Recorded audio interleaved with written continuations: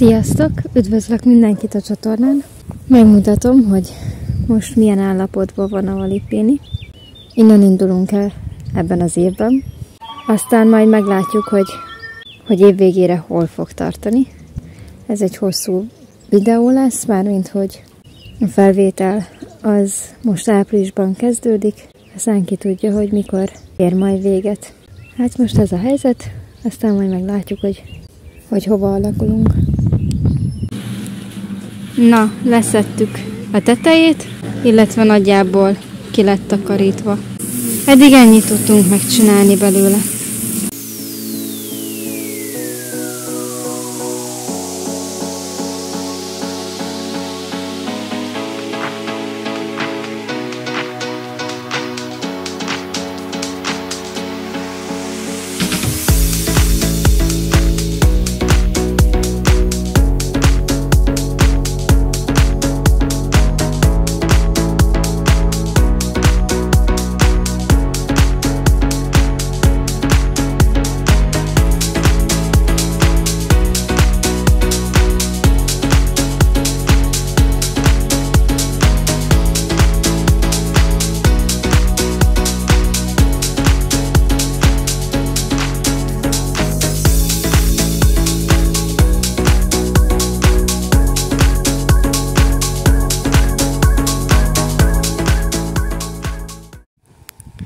Na hát ennyire haladtunk eddig.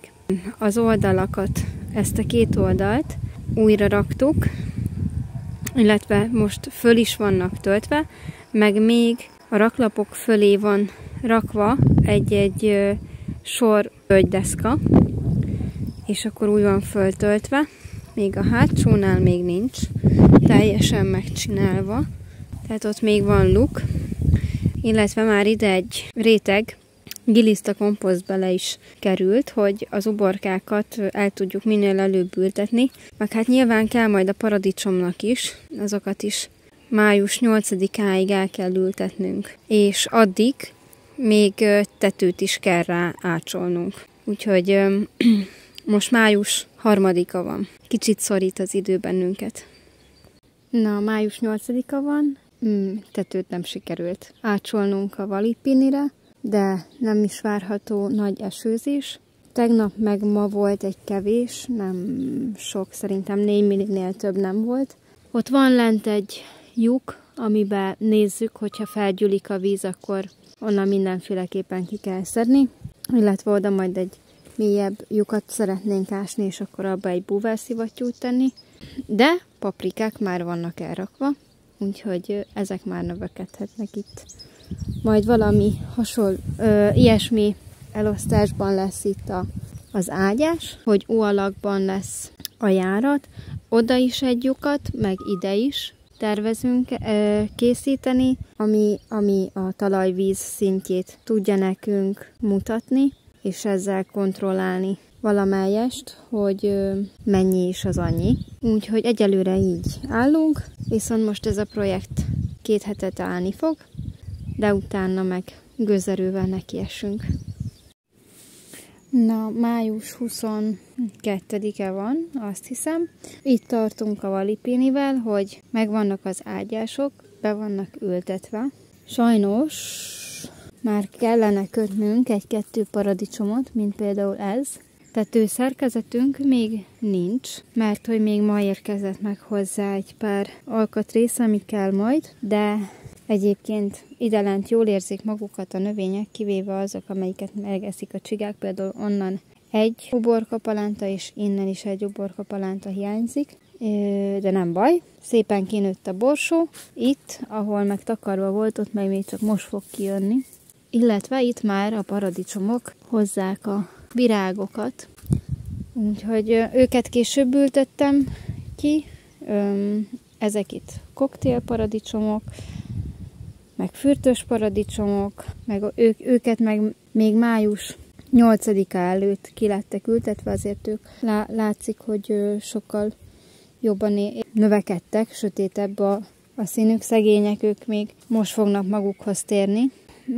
Még amit mutatni szeretnék, az itt a lyuk a sarokban, ahol nézzük, hogy mennyire van feltelítődve a víz. Ezt a lyukat még jobban ki kell majd ásni, hogy még mélyebb legyen, és majd ki kell kavicsozni, és ugye, mint mondtam, majd szeretnénk, hogyha egy búvárszivattyút tudnánk belerakni, és hogyha megfelelő mennyiségű víz van benne, akkor azt innen nyilván ki szivattyúzni, de egyelőre vödrözős, kanalazós módszerünk van, tehát ott van egy fángli, ami mindig itt van, kiszedjük vödörrel, mert hogy volt eső, és talán összesen 20 milli eső esett az elmúlt másfél hétben, és az, ami odafönt ott a felső rétegben azt mutatta, hogy teljes berepedezés és kiszáradás, az idelent már meglátszik, és itt már kezd sok lenni.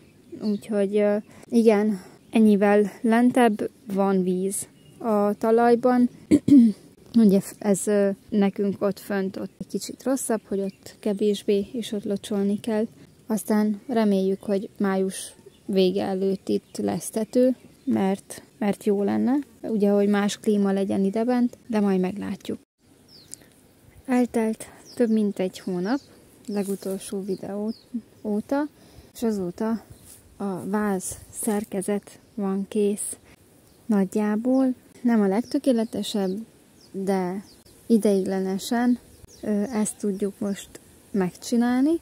A vízelvezetés az tervezés alatt áll.